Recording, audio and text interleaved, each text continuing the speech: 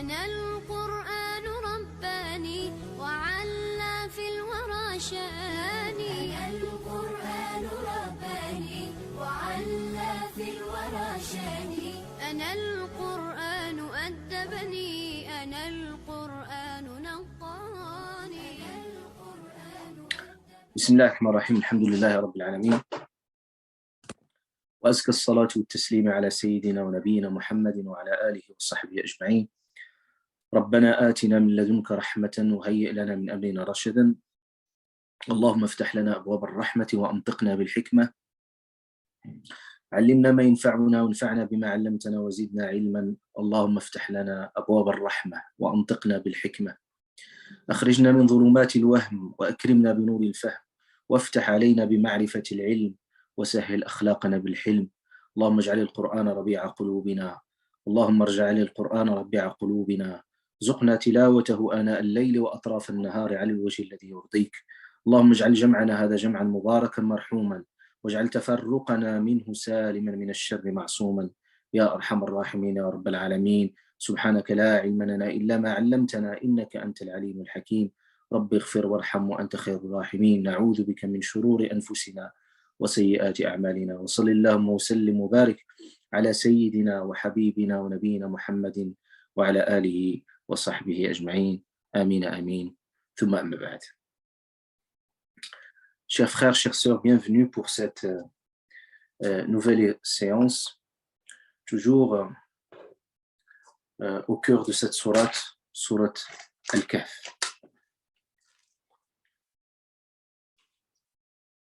Cette sourate, nous l'avons déjà dit lors de la dernière séance, nous avons montré son importance et aussi particulièrement de notre temps et comment le Coran peut parler à notre temps et comment cette sourate, comme on va découvrir dans chaque récit, est un vrai horizon de rappel à la fois spirituel et éducatif. On a commencé par ce premier récit. Vous savez qu'on ne va pas prendre la sourate de son début jusqu'à la fin, comme on a l'habitude de le faire, mais on va juste prendre quelques versets qui nous semblent importants. Et surtout, ce qui va nous préoccuper davantage, c'est le sens de ces histoires, et particulièrement ces 4 histoires qui vont structurer toute la sourate. On a parlé de ces jeunes, comment Allah subhanahu wa ta'ala a mis en avant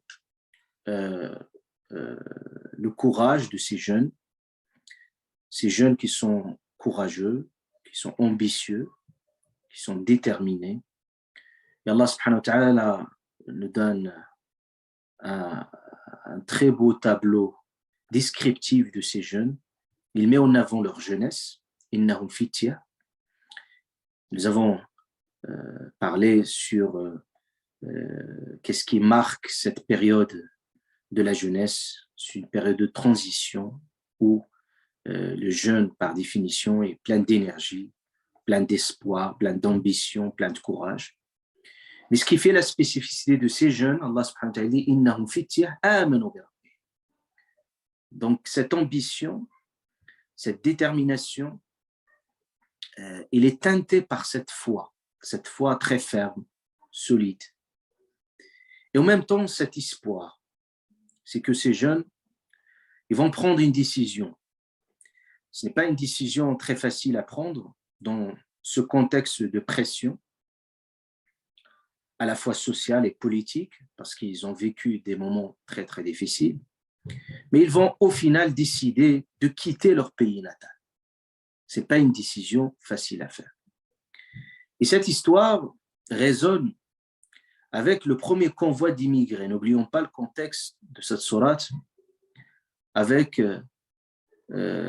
ces premiers immigrés qui vont partir vers l'Abyssinie comme une première destination. Face à cette situation qui est devenue insupportable à la Mecque, et on voit que parfois les portes se ferment, les portes ils sont condamnées, malgré qu'on essaie. et qu'on fait plusieurs tentatives, mais le fait de prendre une telle décision de quitter brutalement son pays n'est pas une décision facile et n'est pas une décision arbitraire, parce qu'il s'agit d'un vrai sacrifice, parce que l'amertume de l'exil ne peut pas se vivre, ne peut pas être vécue facilement. C'est toujours dans la douleur. Donc, il y a toujours des raisons qui sont fortes, au-delà de la volonté des gens, qui les poussent à aller vraiment vers l'exil. Et on voit bien que notre prophète bien-aimé, sallallahu alayhi wa sallam, il a tout essayé, parce qu'il s'est fixé comme objectif la Mecque. Il voulait absolument y rester, il voulait absolument construire son noyau à la Mecque. Et il a mis tous les moyens qui sont possibles, imaginables, avec beaucoup il a tout essayé, il a tout tenté. Mais malheureusement, la réalité, parfois, il était plus forte.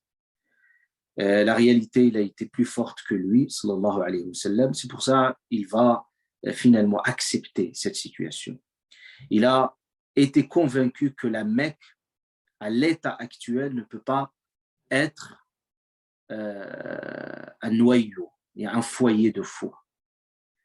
C'est pour ça on voit que notre prophète bien-aimé sallallahu alayhi wa sallam, très tôt, quand il a tout essayé, il a essayé de chercher d'autres voies alternatives, parce que ce n'est plus possible de rester dans cette situation de stagnation, de statu quo. On ne sait pas quoi faire. Est-ce qu'on reste toujours sous cette oppression de la Mecque? Donc, il a eu comme première idée, déjà, pour faire bousculer les consciences et aussi pour faire émerger une nouvelle communauté de foi. Donc, il a eu l'idée de l'Abyssinie. Et c'est justement ces surat al-Kahf particulièrement, vont descendre dans son contexte.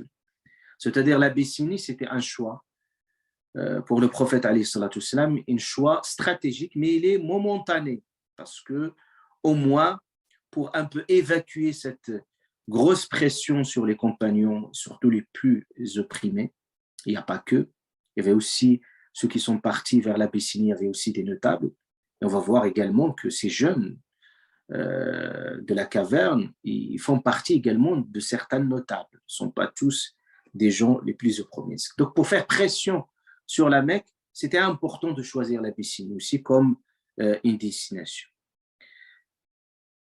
Donc, durant toute cette période, le prophète ne s'est pas arrêté, sallallahu alayhi wa sallam. Il a essayé aussi de voir d'autres destinations, et il y a eu des hauts et des bas, il y avait parfois des risques, parce que le prophète alayhi wa sallam profitait de ce moment, où toutes les tribus se réunissaient, bien entendu, dans ce grand festival culturel, où le prophète alayhi wa sallam n'hésitait pas à aller chercher peut-être qu'il y ait des tribus qui peuvent l'accueillir, sallallahu alayhi wa sallam, mais il y avait le risque de fâcher la Mecque, qui observait de près ses premiers pas. Et vous voyez qu'est-ce qui s'est passé quand il est parti à Taïf, qui on peut dire que c'est une tribu concurrente à la Mecque. Mais le prophète alayhi salatu wassalam était toujours déterminé, sans relâche, jusqu'au qu'il trouve un accord avec des jeunes. Donc, vous voyez ces jeunes de Médine, Al-Aws, Al-Khazraj, avec ces deux tribus qui se sont entretuées, ces deux tribus rivaux, et qu'ils voyaient en ce personnage, le prophète alayhi salatu wassalam, en l'occurrence, et ils voyaient. Donc, après plusieurs tentatives, le prophète alayhi salatu wassalam, finalement, va choisir comme destination Médine. Donc ça, c'est juste pour faire le lien entre ces jeunes de la caverne et également ces jeunes de l'Aous ou le Khazraj qui vont accueillir le prophète alayhi salatu wassalam. Même le prophète alayhi salatu wassalam, avant de s'engager complètement avec eux, il va envoyer des jeunes également, des jeunes. Et le prophète alayhi salatu wassalam va va s'appuyer sur beaucoup de jeunes. D'ailleurs, dès les débuts de l'islam, ceux qui vont aider énormément, ils vont accueillir le prophète alayhi salatu wassalam, ils vont le faire très discrètement et qu'ils vont se réunir ensemble, c'était des jeunes qui étaient autour de lui. Parce que c'est des jeunes qui ont tout de suite compris l'intérêt de ce message. C'est un message qui va être un message de délivrance et de libération de toute la Mecque. Ces jeunes, ils voyaient également comment ces traditions ancestrales se sont accaparées des esprits et ils voulaient absolument se réunir autour du prophète alayhi salatu wassalam, et ils l'ont beaucoup soutenu.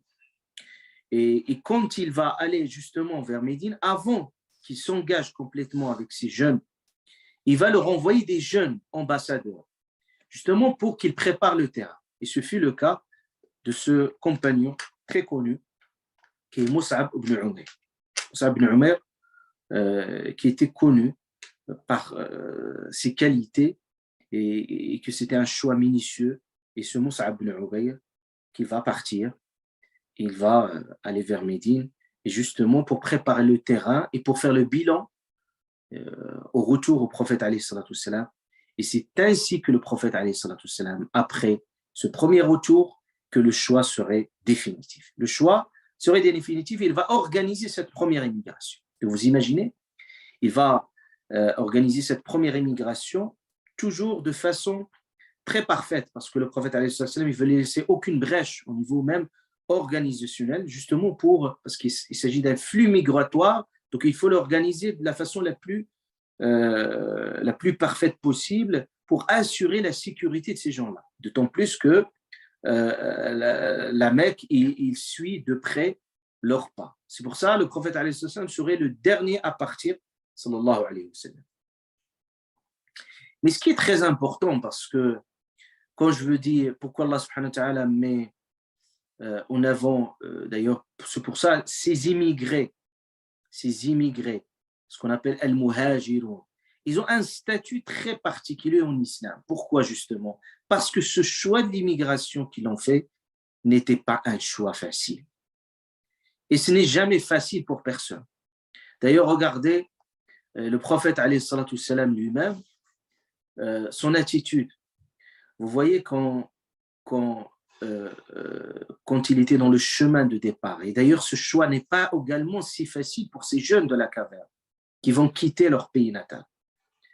Le prophète, alayhi salatu wassalam, regardez son attitude. C'est-à-dire, quand il est parti avec son compagnon, il était le dernier à partir, comme je viens de l'évoquer, il était avec Abu Bakr radiallahu anhu. Et justement, quand il partait justement dans le chemin jusqu'au que la Mecque va disparaître de son champ visuel, et tout à coup, d'un seul coup, on voit le prophète très ému et qu'il regarde la Mecque. Il regarde la Mecque, c'est comme il fait un dernier regard, un regard d'adieu pour la Mecque. Et il disait quelque chose de très impressionnant. Il dit, je jure par Allah, que tu es innaki ahabbu, que tu es l'endroit le plus aimé pour moi. Et parler de son attachement à cet endroit qui est la Mecque, c'est son pays de naissance, son pays d'enfance. Il disait que je jure par Allah que tu es l'endroit le plus aimé pour moi, et si ce n'est pas ton peuple qui m'ont pourchassé, qui m'ont poussé à sortir, je ne sortirai jamais. Donc vous voyez que ce n'est pas si facile de prendre une telle décision. Mais parfois Allah subhanahu wa ta'ala, il veut les montrer à son prophète alayhi salam, et parfois aussi c'est un message pour nous tous, pas tout ce qu'on souhaite on peut l'avoir. Parfois on a des ambitions, mais Allah azza wa jal qui fait le bon choix pour nous. C'est pour ça, au cours de ce voyage, Allah subhanahu wa ta'ala, il va le réconforter dans son chemin. Il va lui parler de ses histoires. Il va lui parler des histoires de tous les prophètes, que toute leur vie, il a été une vie d'immigration. Ils n'ont jamais resté dans un lieu fixe. C'est justement, chacun a ses propres raisons. On a l'exemple de Sayyidina Ibrahim, alayhi salam, qui a connu plusieurs endroits, de l'Irak vers l'Égypte, vers la Palestine, et toujours dans le chemin de retour, Allah subhanahu wa ta'ala parle également d'une autre histoire, de l'histoire de Moussa alayhi salam. Justement, dans cette sourate Al-Qasas, les histoires qui va descendre à ce moment-là, et que cette histoire-là va donner une lueur d'espoir. Et justement, ce qui va lui donner un espoir, c'est inversé. Allah ta'ala lui parle de Sayyidina Moussa alayhi salam quand il fuit Pharaon. Et ces histoires sont descendues au même temps. L'histoire de Surat Al-Kahf, les cavernes, et puis de ces jeunes, et particulièrement mettre en avant ces jeunes, et également de Moussa alayhi salam. Et pratiquement, on est dans le même, on est pratiquement dans les mêmes scénarios. Des gens qui quittent, toujours en fouillant quelque chose, en fouillant un tyran, en l'occurrence ici Pharaon. Et Moussa alayhi salam, il partait, il sortait, justement qu'il avait peur également. Il était pourchassé. Et puis il allait vers une destination inconnue, il ne savait même pas où il va se diriger. Et on va voir cela. Mais ce qui est important, c'est que c'est la fin de l'histoire. C'est-à-dire, malgré toute cette période difficile, mais la fin, il était bien heureuse. Parce qu'Allah subhanahu wa ta'ala toujours lui rappelle de Wasbir, fa inna al-aqibata lil-muttaqin. C'est patiente, endure-toi, il faut persévérer, mais toujours la fin est heureuse. Toujours on est animé par cet espoir de la fin. C'est pour ça Allah subhanahu wa ta'ala, même dans ce chemin de retour, il va lui donner lueur d'espoir. C'est qu'il va lui dire quelque chose que le prophète ne s'attendait même pas. Il lui a dit Inna alladhi farada alayka al-Qur'ana la radduka ila ma'id. Il lui a dit celui qui t'a fait descendre sur toi, il t'a imposé sur le Coran, la radduka, il va te faire revenir à la Mecque. Mais lui, il va quitter la Mecque et Allah subhanahu wa ta'ala tout de suite, il lui donne l'espoir qu'il y a un espoir de retour. Comment? C'est une longue aventure humaine. C'est-à-dire que Allah subhanahu wa ta'ala, c'est qu'il lui dit que cette aventure, mais il y a toujours l'espoir. Et vous savez, quand on a l'espoir en quelque chose, on sait qu'on va y arriver certainement. En fait, ça nous permet même, ça donne du goût, parce que quand on a l'espoir dans l'avenir, ça donne du goût à nos actions, même nos agissements, les actions qu'on fait au présent, ils ont du goût, parce que nous savons que tôt ou tard, nous allons arriver au bout de nos rêves. Et c'est ce qu'Allah subhanahu wa ta'ala, il inculque à son prophète. Et lui-même, dans les situations les plus difficiles, toujours, il projette ses compagnons dans cet avenir radieux, c'est-à-dire avec toutes les difficultés qu'ils ont vécues ensemble.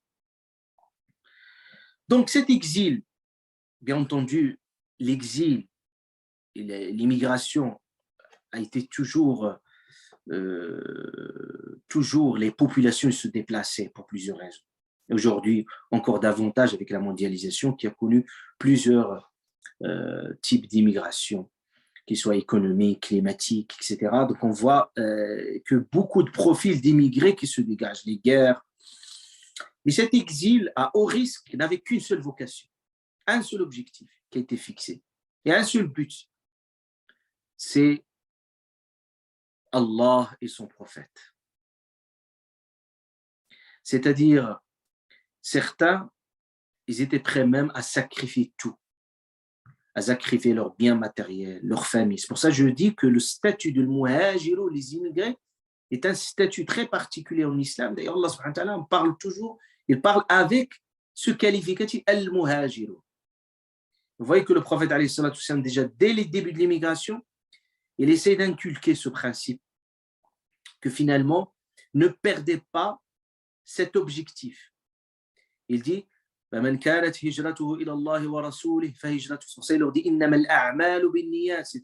ce hadith-là, il était descendu dans ce contexte. Il leur dit que les actions ne valent que par leurs intentions. Et chacun, il aura proportionnellement à ses intentions. Il dit, celui dans l'immigration vers Allah subhanahu wa ta'ala, c'est-à-dire celui qui fait l'intention d'immigrer vers Allah et son prophète, son immigration sera vers Allah et vers son prophète. Celui qui émigre pour épouser une femme ou pour d'autres raisons qui ne sont pas purement spirituelles, et on connaît l'histoire de cette personne-là qui voulait immigrer, mais justement pour des raisons de mariage, et c'était le prophète, il voulait vraiment mettre en avant. Et vous trouvez tout le Coran, tous les versets qui sont descendus à cette époque-là, ils mettaient en valeur cette immigration. Vous voyez des gens, c'est-à-dire pour leur donner aussi lueur d'espoir, même si vous avez perdu des choses, mais vous allez en gagner davantage. Allah subhanahu wa ta'ala, yajid fil ard. Il a dit, vous allez trouver dans la terre appartient à Dieu. C'est-à-dire que là où tu trouves le bien, tu t'installes. C'est-à-dire, on a un attachement aussi particulier à la terre dans le sens où la terre, elle appartient à Dieu. Et que là, on est attaché à rien en réalité. On s'attache finalement qu'à ces valeurs qui nous animent spirituellement. Quand tout va bien dans un endroit, on s'y installe confortablement, sans aucun problème. Quand tout va mal, on peut partir ailleurs. Il n'y a aucun problème. Il n'y a pas ce complexe. Le prophète, alayhi salatu wassalam, Allah Azza wa Jalla, dans ce verset, il dit Muhajir fi sabilillah, yajid fil ardi muraghaman kathiran wa sa'a. On dit que même le risque financier en soi, c'est-à-dire vous allez en gagner davantage. Et là, vous avez tous ces versets coraniques, bien entendu, vont traiter cette question-là. Et même, Allah Ta'ala nous va parler de ces anges également qui vont justement parler de ces personnes qui ne pouvaient pas. Il y a des gens pour d'autres raisons qui ne pouvaient pas immigrer, et que les anges ils répondaient ils étaient opprimés sur terre. Et les anges leur répondent Alam takun ardullahi wasi'a, est-ce que la terre d'Allah n'était pas si vaste afin d'immigrer. Donc, ces jeunes de la caverne, ils ont pris le même risque. Ils n'ont pas cédé à l'oppression et la pression sociale et politique pour abdiquer leur foi. Et qu'on voit que ces jeunes n'ont pas cherché à être revendicatifs ou prosélytes. Bien au contraire, comme on va le voir dans les versets qui vont suivre, ils ont souhaité qu'une seule chose, c'est de vivre paisiblement leur foi dans leur pays, sans être inquiétés au niveau de leur foi. Et même, on voit qu'Allah subhanahu wa ta'ala ne parle que ces jeunes, la façon dont le rapport qu'ils avaient avec leurs concitoyens, leur population, était un rapport très serein. Même, ils étaient prêts à un débat, au dialogue. C'est-à-dire, regardez, Allah subhanahu wa ta'ala, il parle de ces versets dans Surat Al-Kahf, ici, il disait Ha'ula'i qawmuna, voilà que nos concitoyens, qawmuna, notre peuple, c'est-à-dire, ils ne se sont pas démarqués ou distingués de leur peuple. C'est-à-dire, ils se disaient que nous faisons partie de ce pays. Et ils disaient, regardez, voilà que nos concitoyens, rien que ce langage, cette façon de communiquer, leur rapport aux autres montre finalement qu'ils se sentent et qu'ils font partie de ce paysage. Donc ils disaient, voilà que nos concitoyens ont adopté en dehors de lui des divinités. Donc là, ils faisaient le constat que qu'est-ce qui a fait cette différence entre eux comme une minorité au niveau de leur croyance et au niveau de la majorité de leur peuple, c'est qu'ils ont adopté en dehors de lui des divinités. Regardez ce qu'il disait. Que n'apporte-t-il sur elle une preuve évidente? Que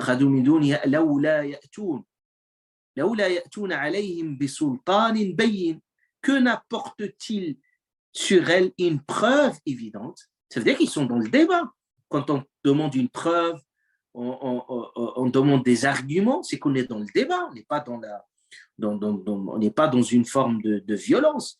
Ils disent, donc ils sont dans une démarche constructive, c'est-à-dire ils veulent juste comprendre le bien fondé d'une telle croyance qu'on veut leur imposer. C'est ça, qu'on veut leur imposer. et qu'ils estiment eux-mêmes que cette foi, il est infondé, il est injuste, même il est mensongère au sujet de Dieu. C'est pour ça qu'il disait, quel pire injuste et donc que celui qui invente un mensonge contre Allah subhanahu wa ta'ala.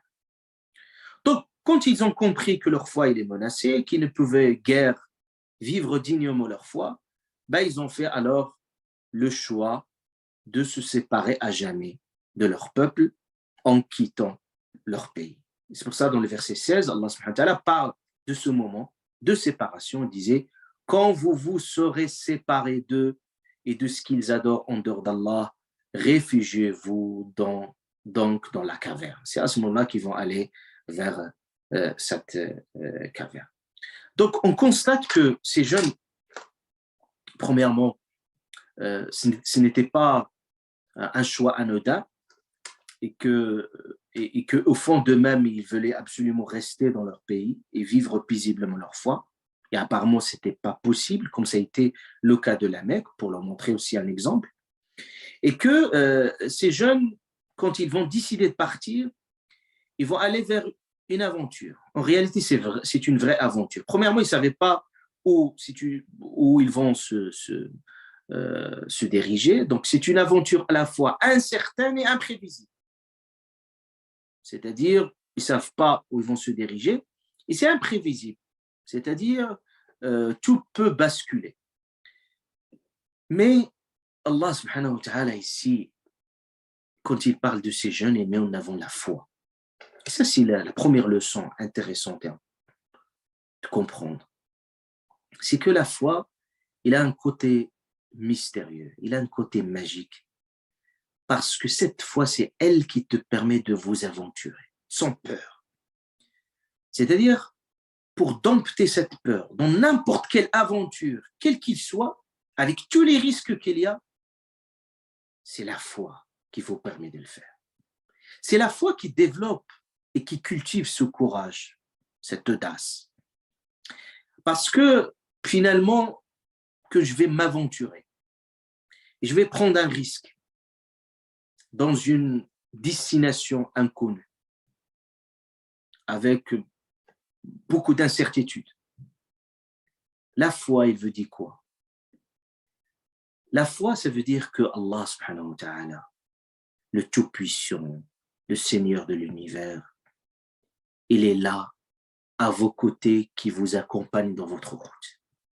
Rien que le fait d'avoir ce sentiment qu'Allah subhanahu wa ta'ala ne vous abandonne pas et qu'il est là et qu'il vous accompagne. Et surtout quand vous faites un choix justement pour lui. Subhanahu wa ta'ala. Là, si vous êtes dans ce chemin, quelle que soit l'incertitude, vous ne risquerez jamais. Vous ne risquerez jamais parce que c'est Allah qui protège. Subhanahu wa ta'ala. Allahu khayrun hafidan wa huwa arhamur rahimin. Vous ne risquerez jamais de vous perdre parce qu'Allah subhanahu wa ta'ala qui vous guide.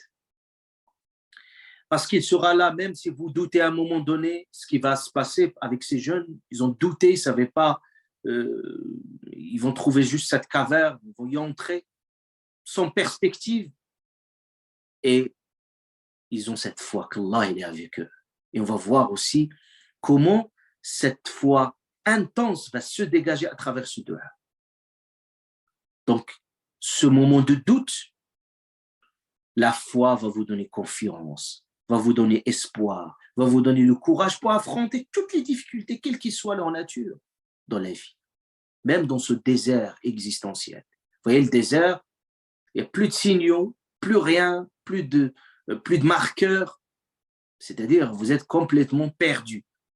Mais là, même dans ce désert-là, Allah vous envoie des signes, vous envoie ces étoiles qui illuminent votre chemin.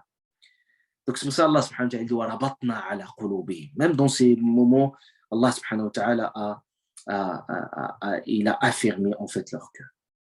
Donc la foi, c'est une grande leçon. La foi est un facteur de résiliation qui nous rend toujours encore plus forts et qui nous permet toujours de traverser, comme je viens de le dire, ce désert existentiel en toute sérénité, en toute sécurité. Parce que c'est Allah subhanahu wa ta'ala qui nous protège au final, subhanahu wa ta'ala. Et qu'est-ce qui va permettre cette communication entre nous, Allah Azza wa Jalla, si je puis dire, ce télégramme spirituel et cette forme de communication spirituelle avec Allah subhanahu wa ta'ala, c'est ce dua. C'est cette invocation qu'on va le voir avec ces jeunes de la caverne. Parce qu'ils vont prendre le chemin, ils vont, et d'ailleurs, rien que prendre cette décision, avoir ce courage, c'est Allah subhanahu wa ta'ala qui vous le donne. Vous ne pouvez pas construire ce courage par vous-même. Et ils vont demander de l'aide continuellement. Ad-du'a, c'est ça. C'est cette demande de l'aide. C'est ce langage de communication spirituelle avec Allah subhanahu wa ta'ala. Vous pouvez formuler ce que vous voulez. De l'aide, du soutien, du renfort. Et vous communiquez tout à travers dua. Dua. C'est pour ça Allah subhanahu wa ta'ala, il va nous parler de ces jeunes à ce moment de détresse et cet appel d'urgence de la part de ces jeunes de la caverne, ce moment de détresse, et ils vont activer ce bouton. Ils vont se diriger naturellement vers Allah subhanahu wa ta'ala. Cette dua qui permet de communiquer spirituellement avec Allah Azza wa Jalla. On communique nos blessures, nos peurs, nos angoisses, nos tristesses, nos espoirs. Et en retour, on a la certitude, on a la conviction la plus profonde, c'est qu'Allah entend notre voix, subhanahu wa ta'ala. Allah écoute nos souhaits. Et qu'Allah, subhanahu wa ta'ala, il sera là quand il le faut, subhanahu wa ta'ala. Revenons à ce dua. Ce dua qui devrait être, si je puis dire,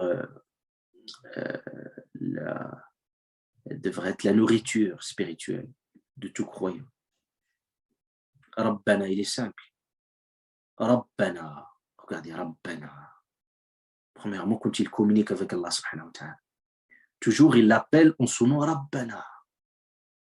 Rabbana, comme je vous ai dit, c'est une forme de communication qui exprime la proximité, la sérénité, l'amour, tout ce que vous dégagez comme une forme d'amour envers Allah subhanahu wa ta'ala. Rabbana, Rabbana.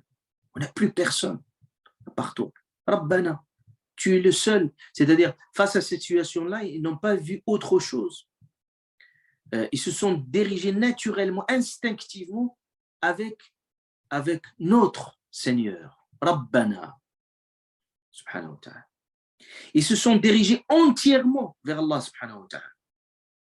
C'est-à-dire le fait qu'ils pensent dans ce moment-là, au moment de la peur, de l'angoisse, de la tristesse, ils pensent naturellement et qu'ils n'ont pas frappé à une autre porte que la porte d'Allah subhanahu wa ta'ala. C'est comme il disait Rabbana. Ça signifie que, ya Allah, tu es le seul espoir qui nous reste. Même si vous désespérez de tout. Aucune perspective. Tout est condamné, tout est fermé. Tout est noirci. Mais vous savez que le seul espoir qui vous reste, c'est Allah subhanahu wa ta'ala. Ils savaient que leur unique sauveur dans cette situation, Allah subhanahu wa ta'ala. L'unique protecteur qui est Allah subhanahu wa ta'ala. Ils sont convaincus qu'il le sera, subhanahu wa ta'ala, à leur côté, pour les soutenir, pour les rassurer. C'est pour ça qu'ils ont dit, Rabbana atina, accorde-nous. Accorde-nous. On apprend à frapper. Est-ce qu'on apprend encore à frapper à cette porte d'Allah subhanahu wa ta'ala? Ida sa'alt, fas'alillah, dans l'exclusivité. Quand tu demandes, ne demande qu'à Allah subhanahu wa ta'ala. Je l'ai dit, je le répète à plusieurs reprises. Je ne cesse de le répéter. Oui, Ida sa'alt, quand tu demandes, c'est ça le sens de Iyaka na'budu wa iyaka nasta'in, dans l'exclusivité. C'est-à-dire, c'est cette porte-là que nous devons tout le temps et continuellement et sans cesse et à chaque moment et à chaque seconde Frappez. Et jamais hésiter à frapper encore davantage. Et ne vous dites jamais que c'est trop. Non. Inna Allah yuhibbul abd al-milhah. Le prophète alayhi sallam parlait que Allah Ta'ala aime ce abd al-milhah. Al-milhah, celui qui insiste. Insiste. C'est comme cet enfant-là. Parfois, il est capricieux, il veut quelque chose, il insiste jusqu'au qu'il a ce qu'il veut. On apprend à frapper cette porte d'Allah subhanahu wa ta'ala. Parce que frapper, attention, qu'on se trompe de porte. Essayons toujours de garder notre dignité. Parce que quand on frappe à d'autres portes, au moment de faiblesse, parfois on perd notre dignité. Ne jamais accepter l'humiliation, l'intimidation, parce qu'on sait, c'est Allah qui donne, subhanahu wa ta'ala. Allahumma la mani'a lima a'tayt wa la mu'tiya lima mana'ta. Si Allah, subhanahu wa ta'ala, veut vous donner, il va mettre tous les moyens. Il va mettre toutes les bonnes personnes dans votre chemin, sans inquiétude. Ce qui est à vous, vous l'aurez malgré votre faiblesse. Si tout le monde vous dit, vous ne l'aurez pas, mais si Allah Ta'ala, au final, il décide de vous le donner, vous l'aurez. Et ce qui n'est pas à toi, tu ne l'auras pas malgré ta force. Malgré, tu fais ce que tu peux faire. Et tu mobilises toute l'humanité entière pour avoir ce qui n'est pas décrété pour toi, tu ne l'auras jamais. C'est ça ce que nous apprend Atina, accorde-nous. Et tu demandes ce que tu veux. C'est-à-dire parce que tu es éternellement lié à Allah subhanahu wa ta'ala. Que tu le veuilles ou non. Là où tu fuis, tu ne trouveras que lui subhanahu wa ta'ala. La malja'a min Allah illa ilayh. C'est-à-dire même si tu te balades, c'est comme dans un labyrinthe. Là, tu te balades où tu veux, tu seras condamné. Donc, il vaut mieux aller vers lui en tout amour et et tu trouveras Allah subhanahu wa ta'ala le plus généreux subhanahu wa ta'ala. Donc, ces jeunes nous apprennent une seule chose, c'est qu'on confie tout à Allah subhanahu wa ta'ala. Comme ils l'ont fait, ces jeunes. Parce que quand tu confies tout à Allah subhanahu wa ta'ala, et Allah subhanahu wa ta'ala, il sait au plus profond de toi que c'est bon, c'est décidé. Tu n'as plus de doute et que tu as tout confié et que c'est tamponné qu'Allah est ton tuteur, le wakil, parmi les noms d'Allah subhanahu wa ta'ala. Wa kafa billahi wakila. Alaysa Allahu bikafin abda. Allah te suffit subhanahu wa ta'ala. Il suffit comme wakil. Tu n'as pas besoin de frapper à d'autres portes. Et regardez ce qu'il disait. Rabbana atina. Accorde-nous. Min ladunk, de ta part. Il pourrait simplement dire, oh Allah, accorde-nous une miséricorde. Il dit une de ta part. C'est comme il disait, ya Allah, on veut que cette chose-là vienne de toi et de personne d'autre. Pourquoi il vient de toi, de ta part? Parce que il se peut qu'il y ait des choses qui viennent, qu'Allah met dans votre chemin, des personnes ou des moyens, ce qui est le cas souvent. Mais quand je dis de ta part, ya Allah, c'est comme il savait que ce qui vient de la part d'Allah ne peut être que beau, impressionnant, complet. Quand vous demandez auprès des humains, c'est incomplet.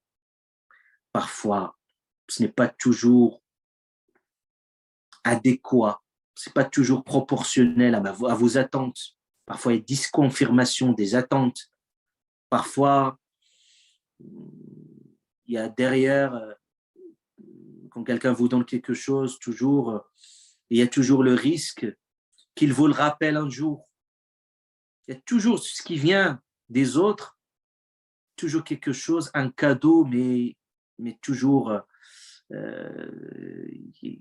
caché. Il y a quelque chose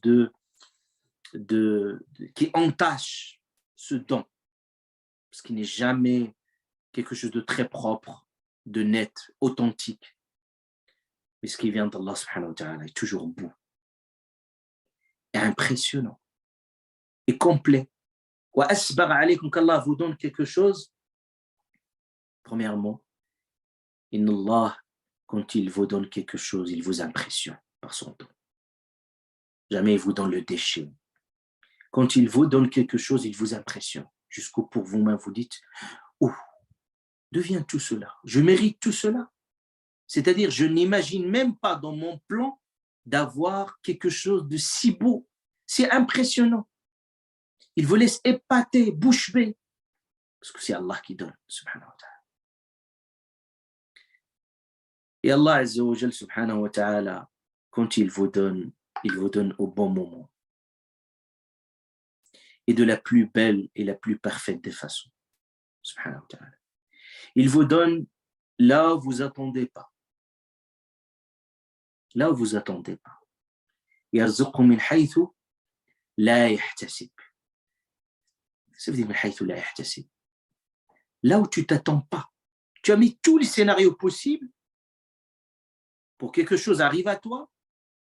Et là, d'un seul coup, la chose arrive vers vous, là où vous n'avez pas prévu, ce plan-là. Et Allah Azza wa Jal encore. وَلَسَوْفَ يُعْطِيكَ رَبُّكَ فَتَرْضَى. Allah, il vous donne jusqu'au que vous soyez satisfait. Et encore mieux que vos propres souhaits. Parce que parfois même, vous-même, vous ne connaissez pas assez finement ce que vous voulez. Mais Allah, quand il vous donne, subhanahu wa ta'ala, il vous donne les choses parfaitement taillées. C'est quelque chose de taillé. C'est-à-dire, pour vous, quelque chose qui vous correspond parfaitement. Il suffit d'avoir confiance. Il suffit d'être son bien-aimé. Si Allah ne abandonne jamais, tous les êtres, il ne les abandonne pas, subhanahu wa ta'ala. Comment Allah Azza wa Jal abandonne ses bien-aimés au bord de la route? Impossible. Ils sont dans la caverne. Ils sont dans la caverne. Ils ont dit Rabbana atina min ladunka rahma. Vous voyez ce qu'ils ont dit? Rabbana atina min ladunka rahma. Min ladunk, de ta part, rahma. Rahma ici, il est indéfini. Ils n'ont pas dit, quand on dit l'article défini, la miséricorde, c'est quelque chose qu'on a bien défini. Ils ont dit rahma. C'est-à-dire indéfini, ça veut dire sans précision. Donne-nous quelque chose, accorde-nous souvent quand on demande quelque chose, on sait ce qu'on demande. Mais là, la situation est différente. C'est comme il nous arrive parfois, il nous arrive tous, d'être parfois à genoux. Plus de perspective. Vous ne voulez qu'une seule chose. Être délivré de cette situation. Ils ont besoin d'une délivrance. Ils ont besoin d'une libération, quelle que soit l'issue. Rahma. Ils n'ont pas défini la manière dont ils veulent s'en sortir. Et ça, c'est une grande leçon encore. C'est encore plus beau quand vous laissez Allah Ta'ala décider de votre sort. Parfois, nous, on fait nos du'as. Et parfois, on transgresse. On demande à Allah, on veut une telle chose, avec une telle manière, avec une telle façon. Laissons Allah subhanahu wa ta'ala décider. Et c'est Allah Ta'ala qui va vous donner ce que vous voulez, ce que vous souhaitez, plus ce que vous souhaitez, mais la manière la plus parfaite. Il choisit pour vous. Regardez ces jeunes. Ils sont partis, mais ils ne savaient pas ce qui les attend. Premièrement, ils sont des jeunes. Ils ne savent pas ce qui les attend. C'est ce qui va arriver à Moussa alayhi salam. Il part dans une destination, il ne sait même pas là où il va atterrir. Si vous avez des plans, vous savez que vous allez... mais là, quand vous êtes sans plan, et vous dites Allah choisit pour moi, et tu marches, et tu trouves dans ton chemin, et Allah subhanahu wa ta'ala, il te guide à droite, à gauche, vas-y par là, tu vas par là, vers là, jusqu'où que tu trouves une très belle destination qu'Allah ta'ala a choisie pour vous. C'est mieux que de mettre le plan de A jusqu'à. Vous vous donnez les moyens, mais on va voir, mais avec ces moyens-là, Allah subhanahu wa ta'ala vous guide et vous oriente. Donc ces jeunes, ils étaient inexpérimentés dans la vie, c'est des jeunes, incapables de prévoir, d'anticiper leur avenir. Ils demandent une seule chose. Qu'est-ce qu'ils ont dit? Atina min ladunka rahma, ar-rahma. S'ils ont demandé ar-rahma, le meilleur cadeau qu'Allah vous offre, c'est rahma. Ar-rahma. C'est-à-dire, c'est comme il disait, Allah, tu connais notre situation. On ne demande qu'une rahma de ta part. Cette rahma, c'est qu'Allah subhanahu wa ta'ala va décider de leur sort de la plus belle des façons. Et ils ont dit, Atina min ladunka rahmatan wa hayyi, et assure-nous, hayyi, c'est prépare, assure-nous. Min amrina, tout ce qui nous concerne. Min amrina, hayyi lana, pour nous. Min amrina, amrina, tout ce qui nous concerne, tout ce qui nous préoccupe dans cette situation. Rashadan. Et si vous avez la droiture, assure-nous la droiture dans tout ce qui nous concerne. Mais c'est pas ça. Rashadan, je vais m'arrêter sur moi, Rashadan. Rashadan, ici, c'est comme il dit Allah. Rashadan, c'est ce terme dans le Coran al-Karim, en langue arabe en général, il signifie la maturité, la sagesse, la lucidité, la clairvoyance. Pourquoi ils ont parlé Rashadan? Parce que la vie, souvent la vie est un ensemble de décisions et de choix. Ils sont censés, eux, décider d'un choix très coûteux, très risqué. Et parfois, ce qu'il vous arrive, parfois vous êtes dans un carrefour de la vie, comme dans un carrefour, et vous devez décider au plus vite et de prendre, et parfois décider au plus vite, aller à droite ou à gauche, mais souvent il y a un risque. Vous ne savez pas qu'est-ce qu'il vous attend au bout de la route. Il n'y a pas de garantie, pas d'assurance, et tout choix arbitraire, il peut vous coûter très cher.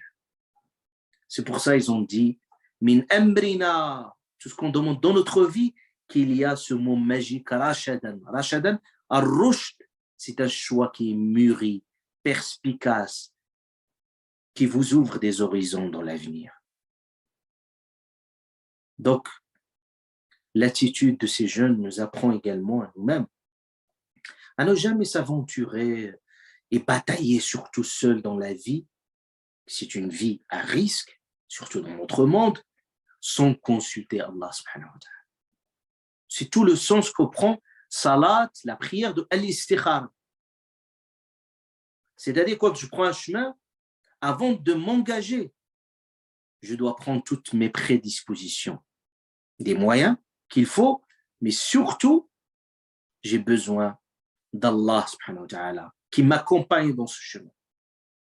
Qui m'accompagne, c'est qu'il va mettre dans mon chemin des repères dans ce chemin. Allah me met des signes dans ce chemin. Vous savez comme c'est difficile de rouler dans un chemin sans signalisation. C'est très complexe. C'est parce que il y a deux solutions. Soit Allah, il vous délivre à vous-même et vous êtes mal barré. Vos choix seront les plus catastrophiques et votre vie va être complètement chamboulée avec toujours des échecs à jamais et d'échec en échec sans relâche. Soit Allah, il vous accompagne. Et quand Allah vous accompagne dans ce chemin, il vous oriente. Ça veut dire quoi, il vous oriente? C'est-à-dire, vous vous donnez les moyens et Allah subhanahu wa ta'ala va vous guider à chaque fois. Il va écarter de votre chemin les mauvais sentiers, les mauvaises personnes.